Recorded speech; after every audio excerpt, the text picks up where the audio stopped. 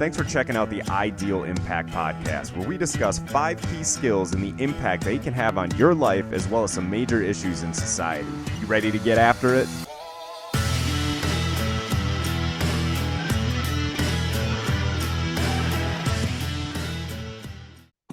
We're live.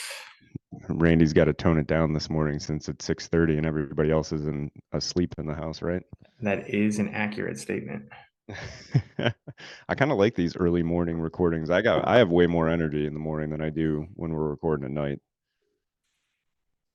I mean, the only reason I like it better is because 1, it's quiet, and 2, if once we get off at night, it's hard for me to go to sleep. Yeah, you're all fired up from the stellar podcast recording we just completed. Because then I start thinking about like the things we were talking about. Like, oh, I should have said this. Yeah. Should have said that. Start overanalyzing everything. Yeah. That sounds about right. So what do you have planned for this lovely Northeast Ohio Saturday? We are myself and a few friends of mine and my buddy Hugh's family. We are running a golf outing today for him. He passed away. It's been 3 years now, three or 4 years. Yeah, so he passed away from Ewing sarcoma at the age of, I think we were 35.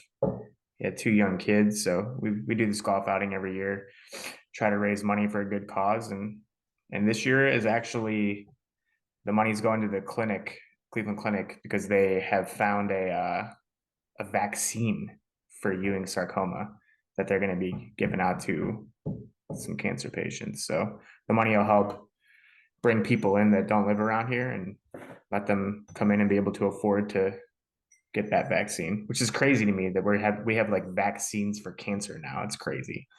Yeah, that's I was not aware of that. That's pretty wild. And it's funny that, well, not funny that you say that, but we're going to be talking about some pharmaceutical stuff today, and it's important to remember there are benefits to it. You know, so many people we talk about pharmaceuticals as a bad thing right now, but there are definitely good things. Like, you know, you look back in time, the polio vaccine was obviously a tremendous medical achievement that saved millions and millions of lives, but there's also a lot of negative going on with the pharmaceutical companies now as well. So we'll get into that here shortly.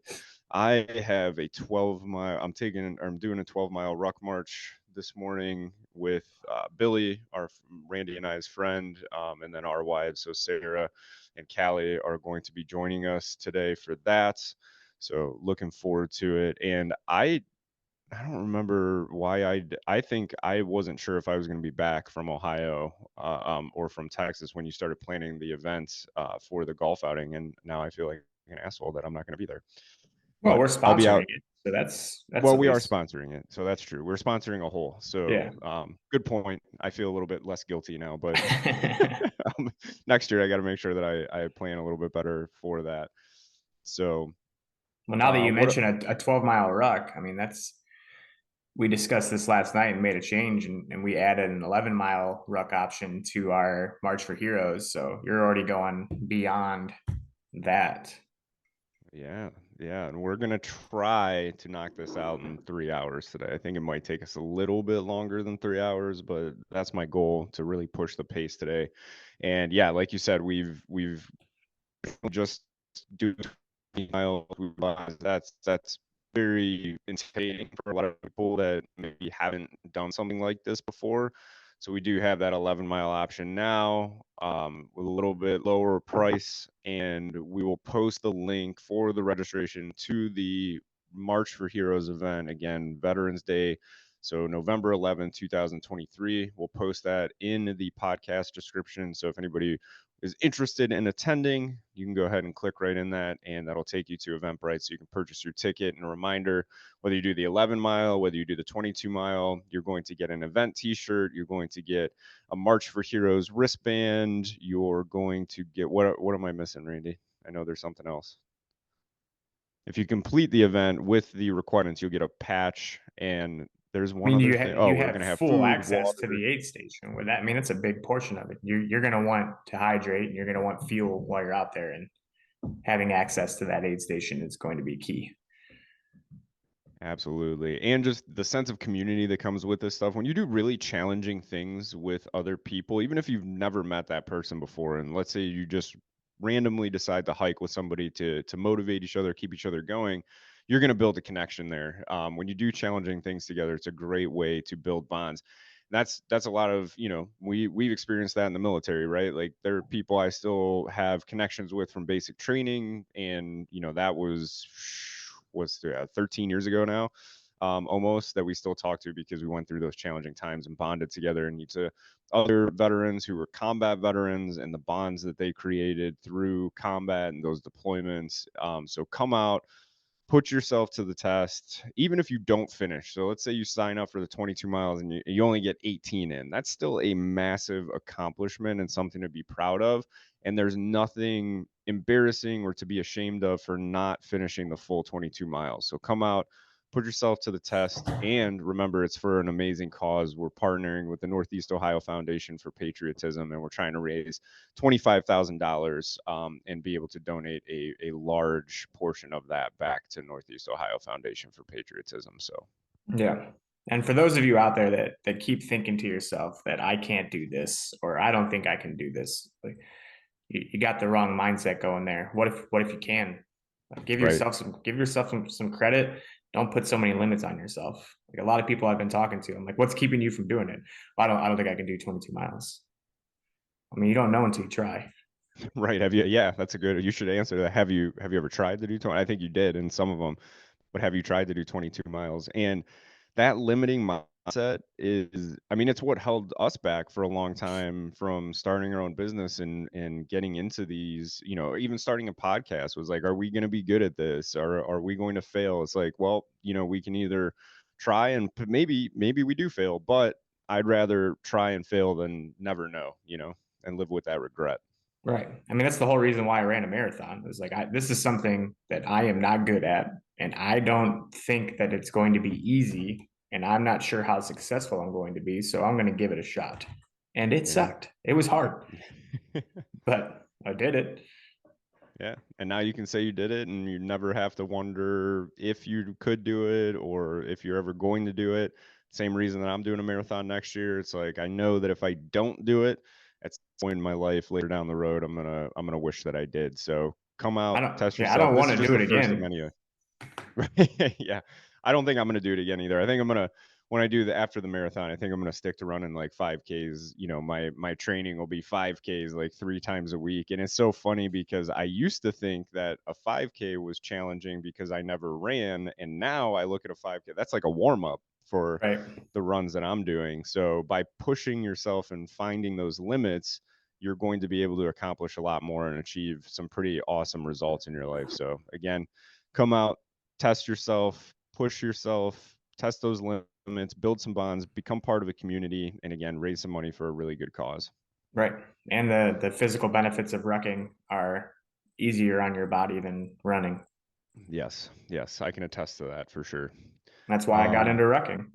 yeah, and it's just, I mean, running too, but they're both just great inexpensive ways to get a really good workout in. And the benefit with rucking too over running, again, like you said, it's not going to tear your body up as much, but there's also a really good strength portion to it. Like when you have that weight on your back, you're engaging your core, your leg muscles are working even harder, so you're going to build strength and endurance in those. So there's a ton of benefits to it, and I think we're going to do an episode kind of like related to the physical fitness aspect. But Yeah. today we are going to talk about the fuel that you put in your body and just some of the mind-blowing statistics and information that I came across while I was doing research for this episode. I mean, it's insane. And kind of like to kick this off, would you like Randy, let's say you bought a Ferrari, all right? And so you bought this super expensive car, just That's a someday, very, right? yeah, very good way to start this. What if you bought a Yeah. Ferrari? What if you bought a Ferrari? Would you go and find the lowest grade fuel that you could possibly find and put that gas in your Ferrari? Or would you find premium fuel, the cleanest you could possibly get, the most pure fuel you could possibly find to fuel your Ferrari? Well, let's in this hypothetical situation, if I am able to one day afford a Ferrari, I am not Mhm. going to spend that amount of money on a car and then put shit gas in it. It's just Okay. that's not going to happen. I'm going to go for the premium fuel because I want Right. that car to run perfectly because I just invested a bunch of money into it. So what kind of car is your body to you? The what, like a 94 Tempo? 94 Tempo. It's a Dodge Yeah. Stratus. It's a Dodge Stratus. Yeah. Well, it is a Dodge Stratus or a Ford Probe or a Ford Tempo or a Ford Pinto if you fuel it that way, right? A Like we have 67 Dodge Dart. you had a 67 Dodge Dart, which could be a really cool car, by the way. Same It thing. wasn't. I no, yeah, I know yours wasn't, but it could be. So don't confuse it. Randy's 67 Dodge Dart was a piece of shit, but some 67 Dodge Darts are really cool. And I had a 95 Ford Escort when I first started driving, and I'll tell you what, I treated that thing like a piece of shit. But if I had a Corvette or a Ferrari or something along those lines, I would have treated it and respected it much more. Now you take that and compare it to your body. We get one shot. We buy another body. Like this is the only body that we're ever going to get, unless, of course, you believe in reincarnation, and then you'll get another shot at it. But That's a whole nother topic.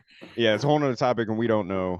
No one knows for sure what's going on with that stuff. But my point is, why would you like, I just don't understand the mindset when it comes to just dumping basically poison into your body. And when you look at, and what I'm talking about, poison is processed foods. And when I was reading a lot of these articles about whole foods and processed foods and the health benefits of whole foods and the damage that can be caused by processed foods, most of the articles refer to whole foods as real foods, which then means processed foods are fake foods. So imagine Well, putting they're fake processed. fuel. Yeah, they're processed. So putting fake fuel into your body, poison, additives, all of this stuff. And we'll get into some more information here, but I just Kyle, we don't have mind to blowing. imagine. We don't have to imagine it because people are doing it on a daily basis. I mean, I'm not going to lie and say that I don't eat processed food every now and then because I do. Because Right. why do we eat processed food? It's easier. It's easier to make. It's faster.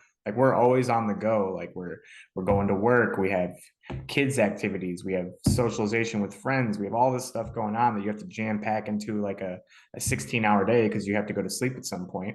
So it's easier to make that processed food, and it's cheaper than buying the whole foods.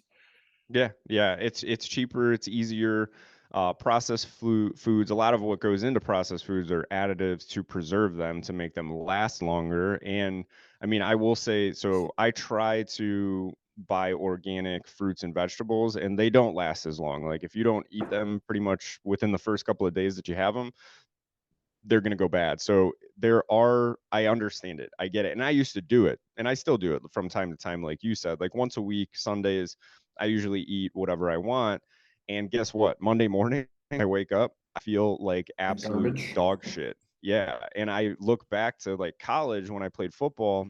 I weighed 255 pounds and I knew nothing about nutrition at that point, and I felt like shit all the time. There was a reason why I wasn't ever healthy enough to compete for a starting position in college, because my joints hurt, I was overweight, I wasn't processing food correctly. When you're eating processed foods, the nutrients, like you're not absorbing a lot of the good nutrients due to some of the additives in there. And then also whole foods allow the nutrients to interact like with each other in the appropriate manner, in the way that they're supposed to, and allows your body to actually absorb them the way that you're supposed to. So there's just so many health benefits of whole foods, and I have some of those statistics right Well, here. hold on one second because Yeah. you just said the word nutrients, and Hmm. I am willing to bet if you talk to the average person that they don't even know what nutrients are. Right. Well, here you go. So whole foods are higher in, and this is so these are some of the health benefits here. But so whole foods are higher in nutrients such as fibers, minerals, and vitamins that processed foods, and when they, or excuse me, that processed foods lack. And then when you make up your a majority of your diet with whole foods, you're looking at a good indication of lowering rates of heart disease, cancer, and type 2 diabetes. And a lot of this has to do with the fact that I brought up those whole foods allow nutrients to act together like they were actually meant to.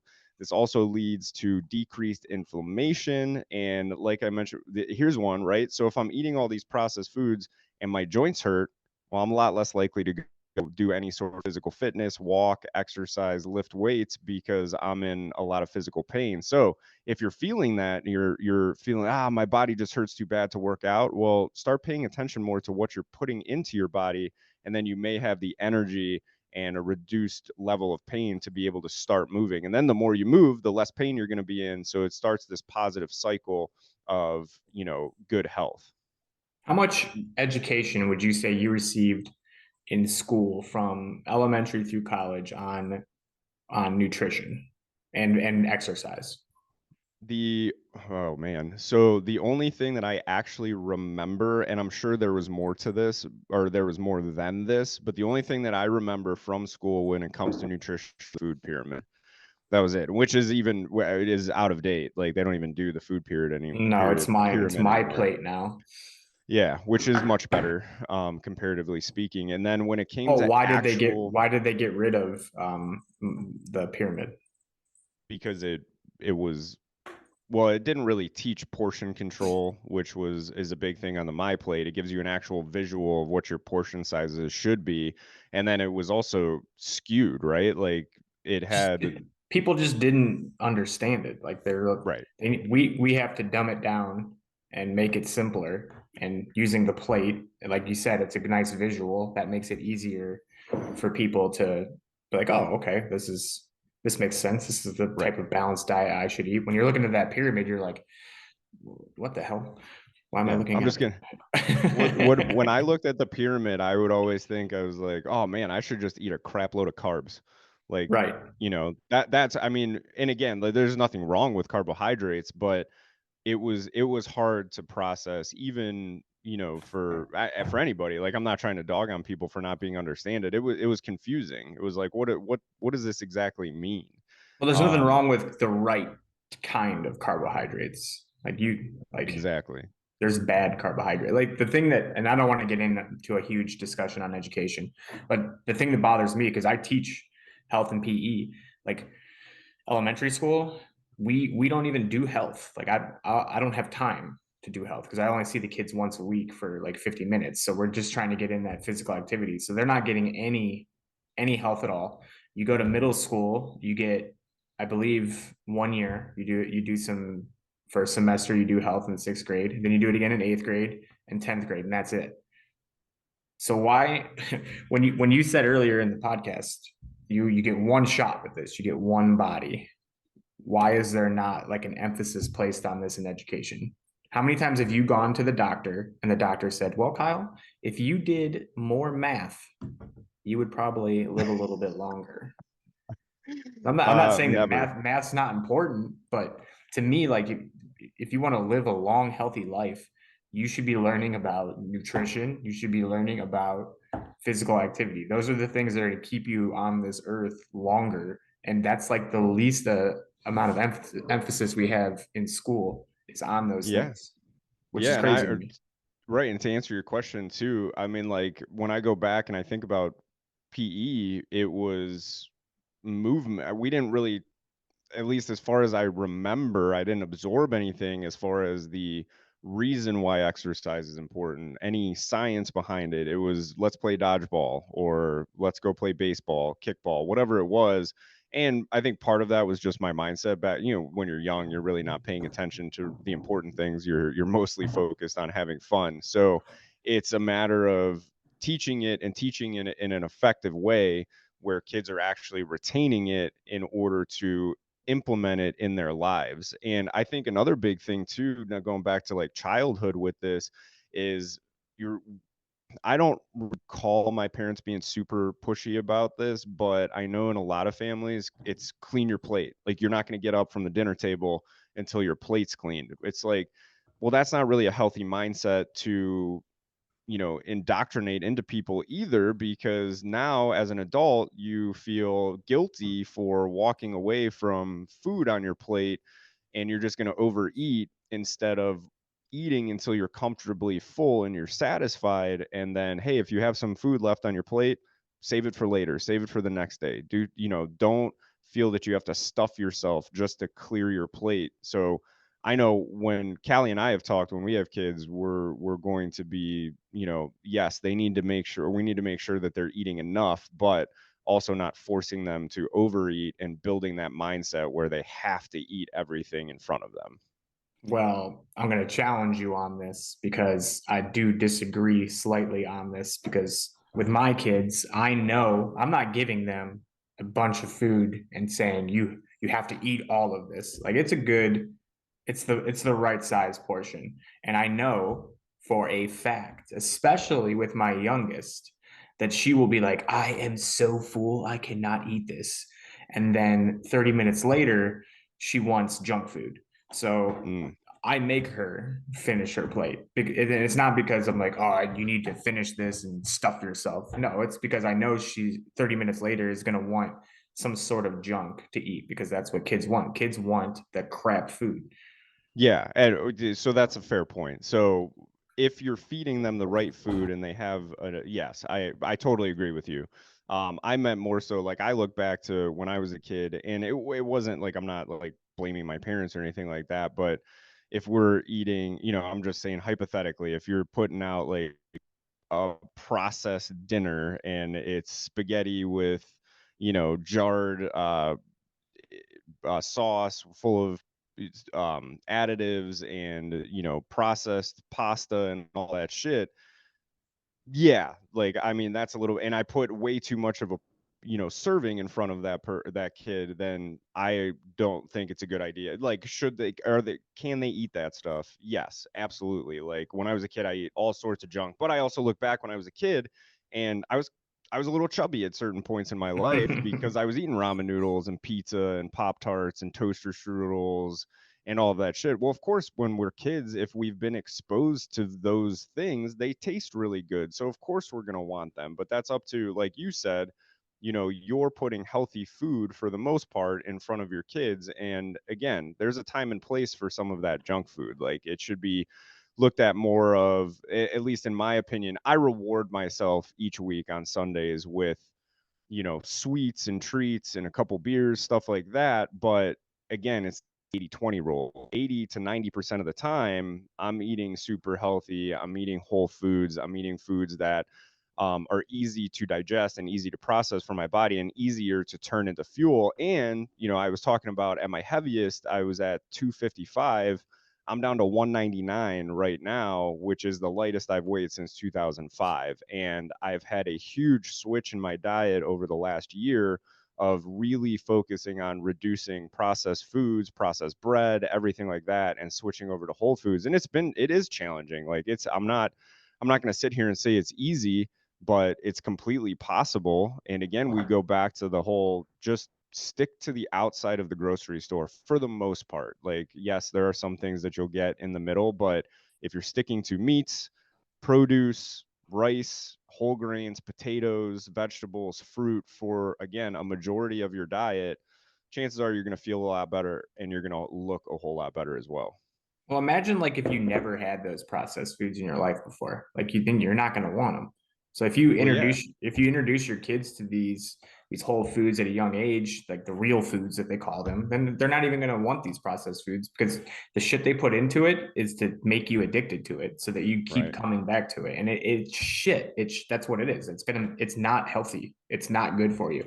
Now I'm not saying never have a slice of cake, but if you eat cake every single day or things like cake, that's not going to be good for your body. It's not going to be good for your heart. You're going to become very sick, possibly diabetic, and like then you get into that whole spiel on how much money they're going to make off of you for becoming diabetic. Like, Ah, do you yes. think America cares that if you become diabetic? Like, does the medical field give a shit? Are they going to try to prevent you from getting diabetes? No, they're going to wait until you get it, and then you're going to be on meds the rest of your freaking life, spending out your ass on trying to cover that. Well, yeah, and here's a good statistic for you. So, the obesity drug industry. So right now, currently, I looked this up. The current pharmaceutical industry based around obesity is worth $44 billion. According to CNBC, the obesity drug industry could be worth $200 billion within the decade as market valuations grow. So you're more than quadrupling the value of the drug industry. That's just around obesity. That's not all of the pharmaceuticals that are going on out there. $200 billion. And the if you so I highly encourage it. It's not around obesity drugs, but it's about OxyContin.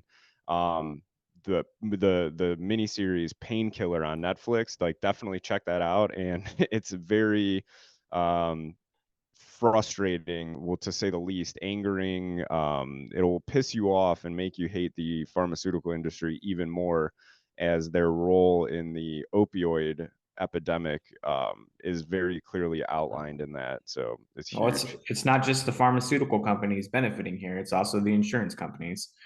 Yes, that is 100% true. And here's another one. So when it comes to the food illnesses, this about 678,000 Americans die each year from chronic food illness. That toll is higher than all of our combat deaths in every war in American history combined. That's right, there are more deaths each year from our food than all the combat deaths from the Revolutionary War through the wars in Afghanistan and Iraq. That's impressive. That's that's disgusting. We have Every a war on single food. year. Yeah, we're literally being killed by our food. And here, so you were talking about earlier some of the things that we allow in our food in the United States. So these things are banned outside of the United States for the most part. They're probably allowed in a couple of countries here and there, but here's one for you. Potassium bromate. So potassium bromate is used in the United States to make bread. This substance strengthens baking dough and allows for higher rising potassium bromate. Oh, excuse me. It allows for higher rising, period. Potassium bromate is banned in China, Canada, and within the European Union for its potential damaging health effects. Potassium bromate is a category 2B carcinogen that is classified by the International Agency for Research on Cancer. This ingredient has been linked to cancer, gastrointestinal illness, thyroid complications, and kidney disease. Here's another one that I knew the name of, but it's Olestra. So Olestra is used in the United States as a fat substitute. The substitute adds no calories, fat, or cholesterol to food products. Olestra is commonly found in savory foods such as potato chips and other high fat foods to reduce the amount of fat combined. So let's see here. So when the human body absorbs the fats, vitamins are absorbed as well. However, when one consumes Olestra, these essential vitamins stick to Olestra and are excreted rather than absorbed.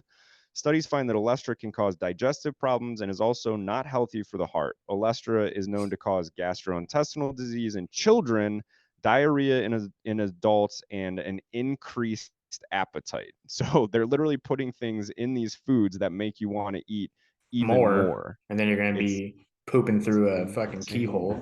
And these are all so here's another reason. So people, I talk a lot about my distrust for the government. These are all things that are FDA and USDA approved. Like they're US government is allowing these things that are literally killing hundreds of thousands of people, the better portion of 1 million people per year. We allow this shit to be put in our foods. But and here's the other thing, right? So so again, what we were talking about before, but all of this leads to more prescriptions. This makes prescription drugs a major health risk, ranking fourth with stroke as a leading cause of death. So prescription drugs, so the food's killing you, then the drugs that they put you on are killing you. Well, You you know what? hear the side effects of all those pharmaceutical drugs like sound worse than what you already have. Yeah. Take this to reduce your gas, but it's probably going to make your asshole fall out and you're going to Yeah. die of cancer. And you might grow a third nipple. Yeah, but no, but it's good for you. You It's not, definitely, I we mean, don't it's want to not good for recommend you. whole food exercise, Randy. We would much rather put you on a pill. So I don't have cable, and usually during the summer I just get rid of we have YouTube TV, and I usually just get rid of it because we're not really home in the summer and we're outside doing shit. But then like football season comes back, so I want to get YouTube TV so I can watch football. And so I haven't really been around commercials lately. And now that we have it back, like every other commercial is a pharmaceutical commercial It's insane. for I mean, the big one they have on there right now is is diabetes and type 2, and it's it's like showing like this lady like just having the best time of her life being diabetic, Yeah, like how much fun she's great. having. It's great. I It's love being. I mean, awesome. man, diabetes. It's so cool. And then like at the end, they're like, oh, this medication could cause the following: uh, death. You could lose your hair, liver Yeah. disease, kidney disease, Well, and cancer. look at COVID. Like they pushed masks and vaccines. How often? And then you come to find out. So here, 2/3 of severe COVID cases resulting in hospitalization have been attributed to four diet-caused diseases: obesity, diabetes, hypertension, and heart failure. In other words, these hospitalizations could have been prevented if the patient didn't have these diseases. So it's almost like the old prevention is the best form of medicine. Isn't that what they say? Same thing when you're taking care of a vehicle. The best way to prevent it from breaking down is to maintain it properly. Change the oil, make sure that you're doing your preventative maintenance so that way it's much less likely to break down. It's the same thing with your body. If you're taking care of it, if you're eating right and you're exercising, it's a lot less likely to cause you problems, and it's going to save you a lot of money and time in the long run as well. So I have a family history of high cholesterol, and my diet's like it's pretty good. I don't Yes, I do eat processed food, but I'd say I'm like 80/20, where 80% of the time mine's pretty healthy diet. And so this was like 2 years ago. I went to the doctor, and I had high cholesterol, and immediately his answer was put me on, I think it was Lipitor. And so I listened because I was dumb, and I went on it, and man, it made me feel like shit. So I Mhm. got after a month I got off of it, and I stopped eating red meat. That's what I did, because he told me, he's like, you're eating, because I was like heavy on like the Jocko diet. I was like eating steaks, and it was a lot of red meat. And when you have like the genetics part coming in, because that does play a factor, you have to pay attention to what you're doing. And I was not a 20-year-old kid anymore. I'm getting older, and I have to pay attention to what I'm doing. So I cut out red meat. And then I went back to the doctor, and we did the blood work again. He's like, "Oh man, your numbers are great." He's like, "That Lipitor is working." I was like, "Oh, I was like, I stopped doing that a long time I ago." flushed that shit down the toilet. He's like, "Well, what are you doing?" I'm like, "I'm not eating red meat. I'm just You told me that I'm eating too much red meat, and that's why my cholesterol is going up. I just stopped doing it, and I started Mhm. running more than what I was doing, and it went down." So, like, their Well, first answer is always going to be to put you on some type of drug. Most doctors, that's their answer. yeah, it was the same thing for me. So like I had anxiety really bad, and that was when I was still at my corporate job, and that was probably, I would say, 2018, I think, was when it was its worst. Like I was getting anxiety so bad, like I couldn't even complete my day-to-day tasks at work, and I was like, all right, I got to do something about this. So that was my first thought, like, because you see all the advertisements, you see all that stuff, you think you're conditioned to think prescription, right? So that's what the advertising does. Is I now have this, oh well, I know Lexapro is an anti-anxiety, antidepressant medicine, so I'm going to go to my doctor and suggest Lexapro. And why, like, how ass backwards is that? Shouldn't I be going to the doctor with simply my symptoms and they tell me what I should be doing? First of all, now you take it to what you said, and unfortunately, chances are they're going to suggest a drug. But what I did anyway, so I knew that I didn't want to be on this drug, but I accepted it because at that time, like I was like, I have to do something. But I went in with the mindset of, hey, this is very temporary. I'm not even going to take the full dose that they're prescribing me, and maybe it will at least have some placebo effect, will make me feel a little bit better. But you know what? I did it for a very short amount of time. I did not take the full dose, and I really quickly like weaned myself off of it. And I replaced eventually Lexapro with meditation, with reading, with mindfulness exercises, breathing exercises. There are so many things that are out there that are natural that you can use in order to overcome a lot of these health issues. And I'm not saying everyone can do that, but a majority of the time there are other options out there, like, oh, I don't know, maybe go outside and get some fresh air and some sunlight instead of sitting in front of a desk all the time. And as our society has shifted, if you look back, 100 years ago, many of these diseases that we're talking about, the physical diseases, didn't exist because the shit in our food didn't exist, and you didn't have these ridiculous levels of obesity because people had to be physically active and they were eating whole foods because that was what it was available. And it's crazy. But if you look at it again, if you're most people, you're walking around Walmart, and I see all the time, whether it's typically Walmart, but you see a family of extremely unhealthy people, obese people, pushing around a cart full of pop and ho-hos and frozen dinners and just absolute bullshit, and no one really bats an eye.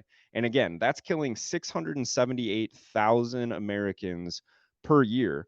Now, what we do talk about all the time and people get super upset about is gun violence. So again, remember I said 678,000, 678,000, am I saying that correctly, per year for food related illnesses. In 2021, let's see, we had 54% of all. So I'm looking at gun violence here. So the numbers, I don't have the overall numbers, but you can tell when I read this, it's going to be much smaller. So in 2021, 54% of all gun related deaths in the US were suicides. So again, more than half were suicides, 26,328, while 43% were murders, 20,958. So let's really just break it down to that 21,000. So 21,000 people are dying from gun violence, yet that is talked about by our government, by our politicians, by our media every single day, and it is pushed every single day. I haven't done that math, but 21,000 compared to 678,000, but no one bats an eye when you shove shit food into kids' mouths, but they're going to talk about the 21,000. Again, like, I'm not saying that those 21,000 lives don't matter, aren't important, but why are we not talking about the big issues instead of blowing up the small issues? And I know why. It's because it doesn't fit the agenda, because the pharmaceutical companies and these food companies, these massive corporations, are lining the pockets of the politicians and funding the government while they push this agenda that guns are the real evil thing. And remember, guns are a tool. It's literally sitting on there. It is up to a person to choose it and use it irresponsibly. And you can actually say the same thing about food. You are the one making the choice. So it's up to you to make these decisions, be responsible with what you're putting in your food. It's just a much more difficult choice because, like you mentioned, the things that they're putting in these foods are addictive, they're cheap, they're easy to come by, and they're convenient. I'd say another major difference between the gun violence and the foods and the deaths that come from that is gun violence is immediate. I mean, Right. you pull a gun on someone and shoot them, and they die immediately. The food thing is going to happen over time. Like you're not going to kill yourself in one day with food. I mean, you could if it's who knows what's in some of these foods that you eat with Yeah. food poisoning, but over time you're killing yourself. So I would say that's another reason why the gun violence gets so much media coverage. And like you said, it's not part of the agenda. And like the food portion of this is making our country a lot of money. The pharmaceutical portion Mm-hmm. is making our country a lot of money. The insurance portion is making our country a lot of money. So they're not going to bat an eye to any of that shit. Mm-hmm. And Yeah, then like like we talked about obesity. Like what is obesity? The way we look at it as a country is the BMI scale, which is complete shit. The BMI scale is terrible. So right. not everybody that uses the BMI scale is obese. It says that I'm obese. For my Right. height and Same. weight, I'm obese. So another another scam to help the insurance company make more money. It's because if you don't meet their requirements for the BMI, then they can charge you more. So I have to go to my doctor It's every crazy. fucking year and get something signed off saying I'm not obese, which is bullshit because I have to go through a biometric screening at work. They take my height and weight, and I'm always like 30 or 29 on the BMI scale, and technically obesity is 30 or over. And then they're like, "Oh, you're obese," and I'm like, "I'm not obese."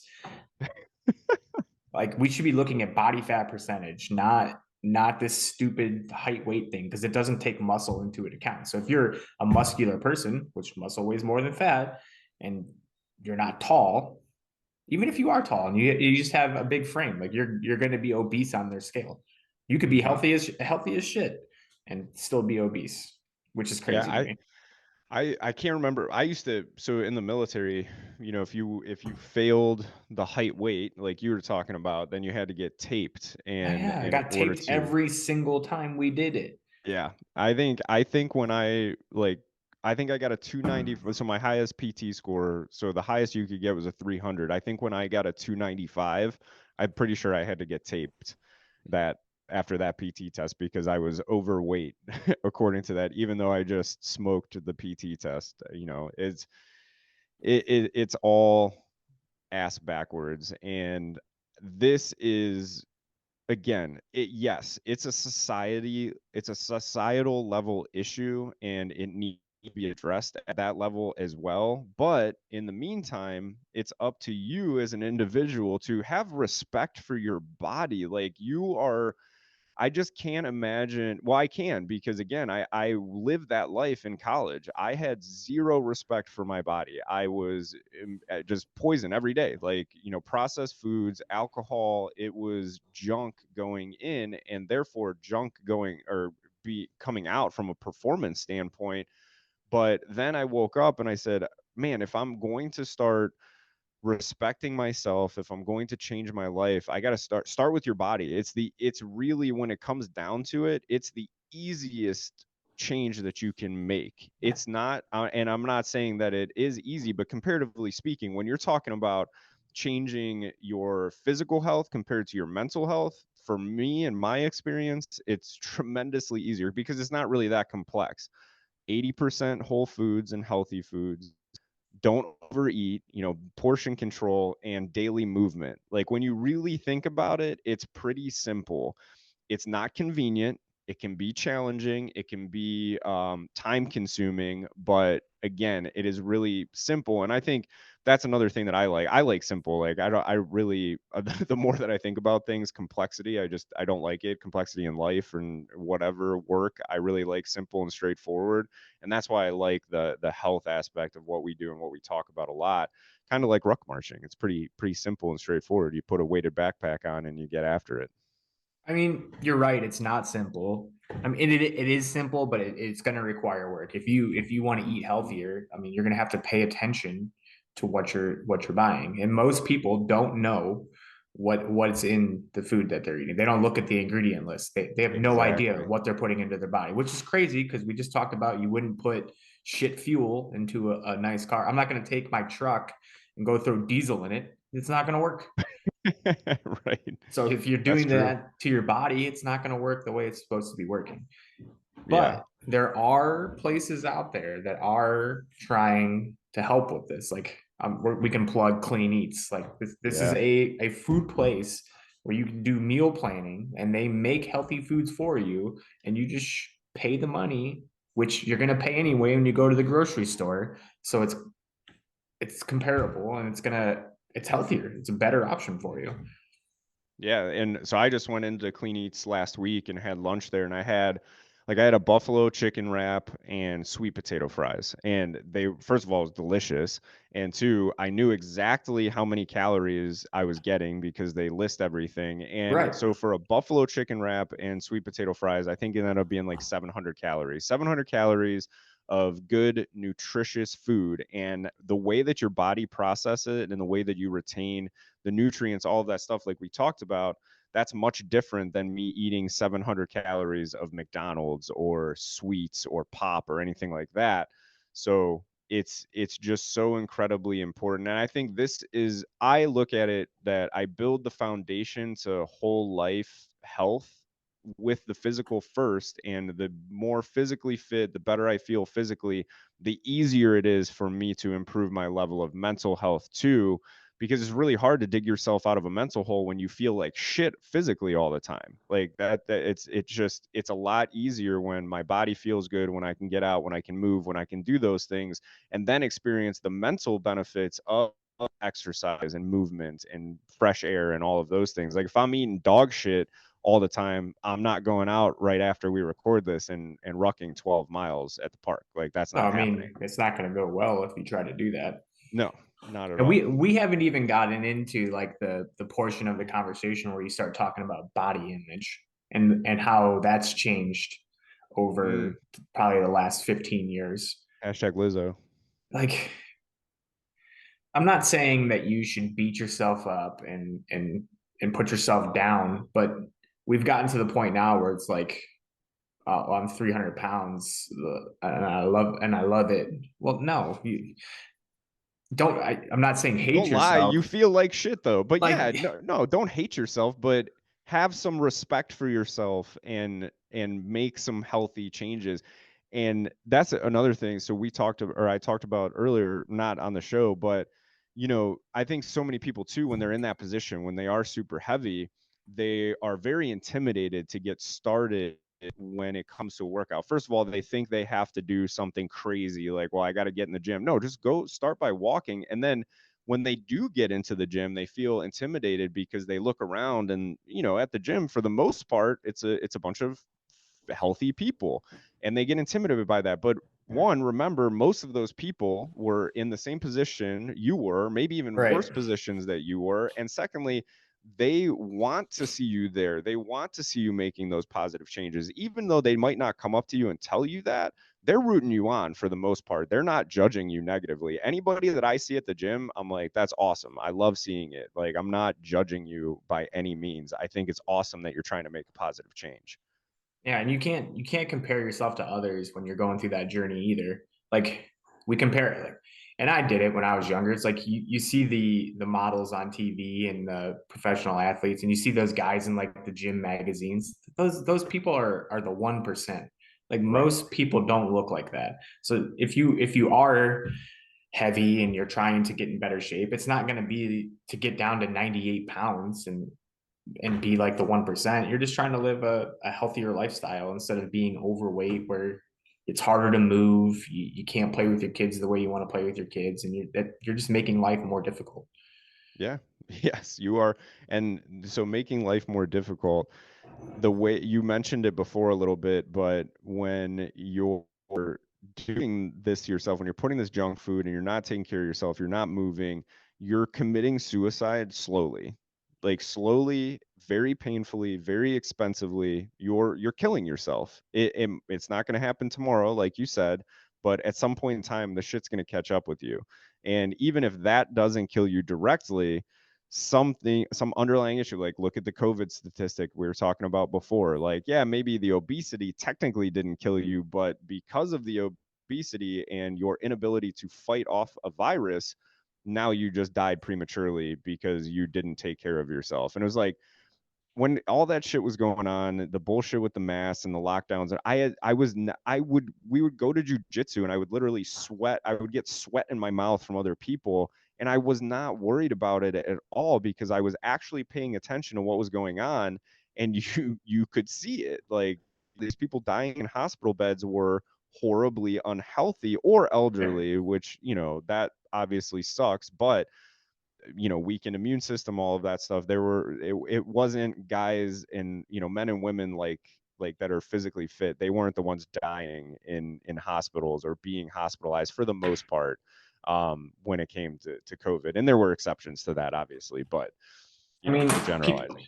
people can make tons of arguments on this stuff, but it comes down to this: being overweight it's not going to help you. It's not going to help you. It's No. there's no benefit to it. Like if you really think about what happens to your body when you put that crap into it, like what you're doing to your heart and like what's happening in your arteries, like that shit's crazy. Mhm.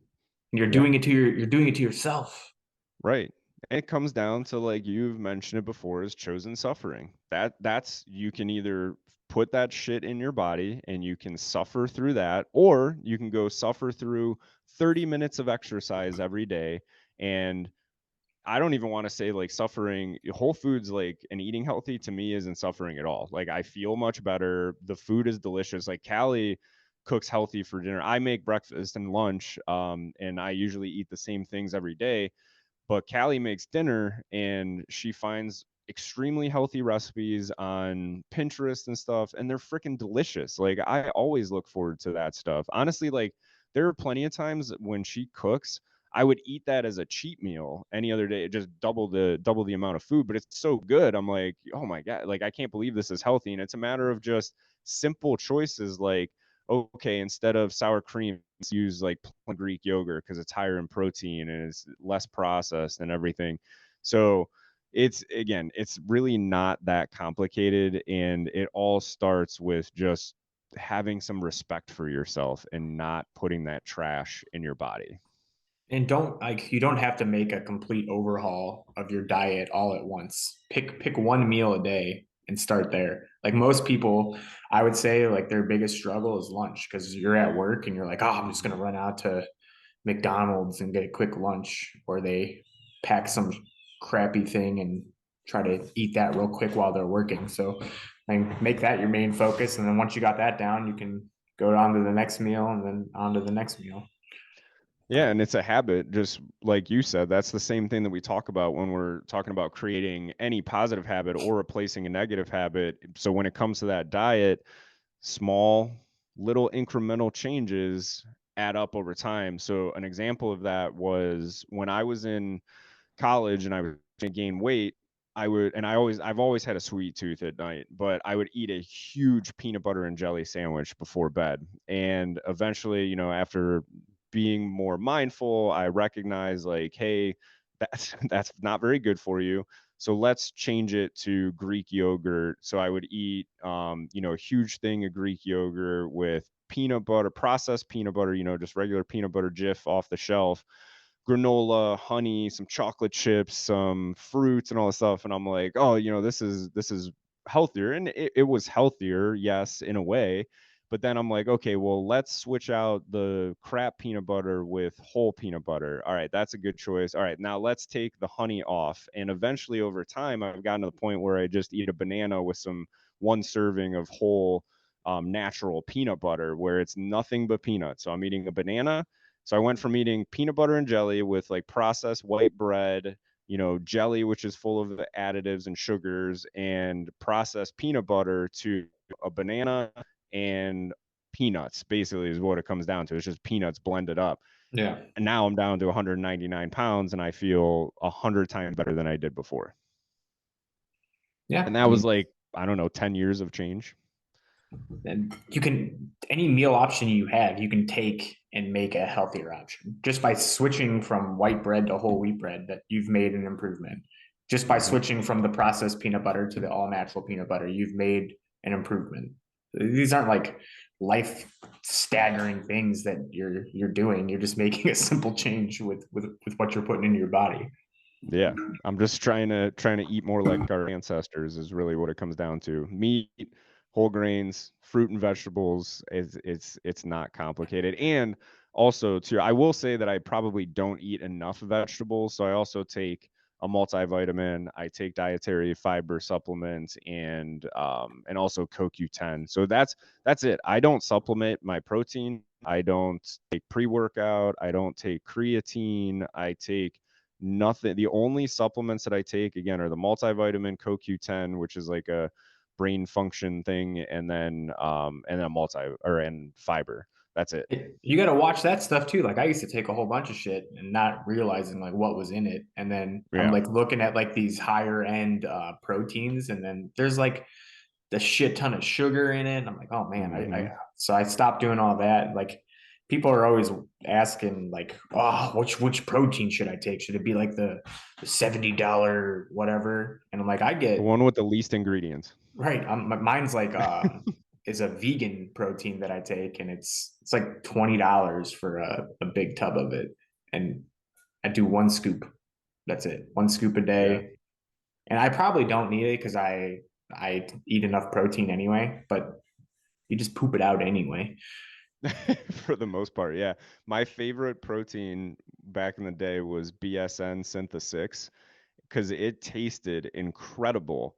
And then, like you said, when I became more mindful of actually like reading labels and stuff, I'm like, oh, this is well, yeah, it tastes incredible because it's full of sugar. Yeah, it's not So good of for you. course it tastes great. Yeah. So again, I mean, look, a general rule of thumb is the less ingredients, the better, and the more ingredients that you can actually pronounce, the If you don't know better. the word, then don't put it in your body. Yeah, it's probably not good. Like if you look at all the, if you go look at a can of regular peanut butter, like Jif peanut butter, look at that or the jar, read the ingredient label, and then go pick up a brand of all. And you have to be careful because when you're looking at that, some of them say all natural, and you look at it and there's still additives to it.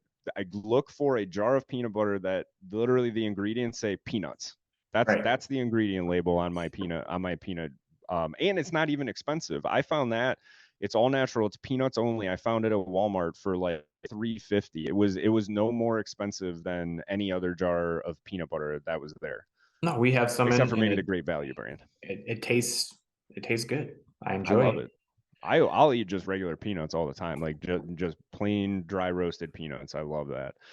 So, That's just we've only hit on the scratching the ingredient surface. aspect of like we haven't even gone into great detail on portion size. Have you ever had a meal with somebody not from America? Yes, but yeah, I mean, like I know what you're talking about, but I didn't pay attention to that. Like I had a conversation with the person. They're like, how do you? What? He's like, that's a meal. Hmm. He's like, that's like a week worth of food. It's like where I'm from. He's like, you guys are eating that in one sitting. He's like, that is Yeah, ridiculous. And I'm and they like, don't have the processed bullshit either. I just went out. We went out for our anniversary, and I ate a 3 pound steak in one Yeah, sitting, it plus looked four. incredible. It was incredible. Plus four sides. Like I shouldn't be able to. I ate a 3 pound steak plus corn on the cob, broccoli, asparagus, and mashed potatoes. That was like 5 pounds of food, and I ate that in one sitting. Now I didn't eat Yeah, all day. That was the only meal I had that day, and I don't do this very often. I was about to say it's not like you're doing that all the time. But that's an incredible amount of food to eat in one sitting. And if somebody from not America would have seen that, they would have been like, "My God, you're going to go into a food coma." Yeah. Well, it's like, and the other thing too, like I said, they don't have the additives and the processed garbage in it too. So our Callie and I's friend Hannah went to South America for a trip. So she is the wine manager at the Heinens and Menor, and I can't remember exactly what it was, but she won something. She got to go to South America for a wine trip for work, and she's like, I ate so much food while I was down there. She's like, I feel incredible. I didn't gain any weight. And if I were to have done that in the United States, she's like, I would feel like dog shit. And I probably would have gained 5 pounds in a week from doing that because of all of the processed crap that goes into, like, look at the Mediterranean diet. There's a reason why people in Mediterranean are exponentially more healthy than they are in the United States. And a lot of that comes down to the diet. And that's a good diet as well. If you're going to pick like I do flexible dieting. I pretty much eat whatever I want as long as it's whole foods and I'm not overeating. But if you want to pick something that's a little bit more structured, the Mediterranean diet, from all of what I've learned, and I was a certified nutrition coach for a couple of years until it expired. Mediterranean diet is the way to go. Great balance of carbs, healthy fats, and protein. So if you're looking Just for something out there, that's a good one. yeah, and just pay attention. Pay attention to what you're putting in your body. And if you don't know anything, like there's websites out there. Like I have it up right now, myplate.gov. go to myplate.gov, and it has the little picture of the plate and the foods you're supposed to eat on it, and it tells you like how much do I need to eat of this on a daily basis. Like it's out I there for don't you to like see. I don't trust the government though, Randy. Well, I mean, this is pretty legit stuff. Like it tells you I know that that one's good. how many grains you should have on a daily basis, how many, and I guarantee you that the majority of the people are eating more than what they should of the shit and not enough of the good stuff. Oh, 100%. And I will say that is a good tool. I've looked at that a lot. Way better than the food pyramid like we talked about, and one of the few things that the government has put out there that I think is actually beneficial. You can't tell me this isn't a problem. Huge problem. We don't have to look at obesity scales or death rates. Go somewhere. Go Yeah. out in public and just look around. I Go to Walmart. guarantee go to Walmart. Go to any public place, go to a sporting event, and I guarantee that there will be more people overweight than there will be not. Yeah, that's actually a good one. Look, go to a sporting event now and then go back and look at old footage from like the 30s, the 40s, the 50s and look at the crowds and just don't you rarely do you see an obese person in a crowd of a couple thousand people. Now, literally you go to Walmart and let's say there's 200 people in there, half of them at least are obese when I I go would and I look say at that. probably more than half. Yeah, it's incredible. It's The only incredible. place I go, I think, where the majority aren't is the gym. That's the only place. Yeah. Yeah, geez, that's a good point. And Go yeah, to a man, no. fair. Go to a local fair and just look around. Speaking of which, Geauga County Fair is next weekend, and I It will be is. there, and I Well, will be take enjoying a some fair gander food. when you get there. Oh, I noticed. I remember last year. And it's just, and again, like I don't like I'm not looking at this person and judging them individually. I just look at it and it bothers me to my core that it is just so accepted as normal now. It's completely like normalized that you can just be this incredibly unhealthy and it's okay. It's so like it's not even okay. It's promoted in a lot of ways. Like I said jokingly, hashtag Lizzo, but it's like, oh, she's beautiful and blah blah blah and blah. And I'm not saying that you should be mean to somebody or you should judge them individually, but we should also say, hey, that's not healthy. Like, and especially if you have friends, it's like, hey, like I noticed you're gaining a lot of weight. Like I'm concerned for you, but now it'd be like, well, you're a dick and you're fat shaming them and Right. you're a piece of shit for calling them out on this. Like, no, I fucking care about that person and I want them to live a healthy, long life. I don't want them to die of a slow, painful suicide. A positive body image is a thing. Like you should think positive of yourself. But if you are Right. not living a healthy lifestyle, then something needs to be done about that. And if you're not going to be here as long as what you could be. And that's what it Well, comes yeah, down to. and you can't be delusional. Like if I'm an idiot and I think I'm really smart, that's delusional. If I'm really fat and I think that I'm really healthy, that's delusional. Like that's not okay either. And Like most my people or some people are going to say, "Well, you are an idiot and you do think you're smart." And I'm like, "That's okay. That's your opinion." this is just I mean, this is science, so there is some scientific evidence of this stuff, and it is backed by science and proof and data that we this is probably the most unhealthy that America has ever been in the existence of Probably America. I mean, it is 100%. right, That's not even a question. and it's like I teach elementary school, so I see this at a young age where they're like the snacks the kids bring or the lunches the kids it's not good, and most of the kids are overweight and they are not involved in any type of physical activity other than when they see me once a week. So they go home from school and then they watch TV, they're on their iPads or they're playing video games all night. Like when I first started teaching 15 years ago, I would ask my class, how many of you play a sport or do some type of activity like dance or cheerleading or something? And I would say that all the hands would go up except for one or two kids. And now Right. when I ask, I get one or two hands that go up, and everybody else does nothing. Well, they're playing video games and playing Yeah. on their phones. So no physical activity and a shit diet. Yeah. What's It's a that going to perfect lead to? recipe for success, Randy. It's a problem. It's a problem that needs to be addressed, and the government's a huge issue. The lack of education on this stuff is a huge issue. Like we just don't do anything about it. We don't teach this stuff at a young age when we should be, and parents Yeah. don't know. They just Well, take ownership. It's the information's out there. I just pulled up. I oh yeah, researched it's this out for an there. hour. Like, take ownership. If you want to know something, we live in a day and age where every piece of information you want is readily available at your fingertips. So don't. Yes, I agree again that it is a huge societal level problem, but it also falls to the individual to take responsibility for their own life, just like anything else. It all starts with you. But anyway, so we got to wrap up. Time for us to hit the road. We're already over our hour Dude, limit that we set for ourselves. So we will talk to you all soon. And again, remember, March for Heroes, Veterans Day, November 11th, 2023. We're looking forward to seeing everybody there. word, come out, ruck Get after it. or walk 11 or 22 miles. Your choice. Bingo. Bingo. Bingo, bango. All right, I got a golf outing to head to. All right. Have fun. Yep. Bye.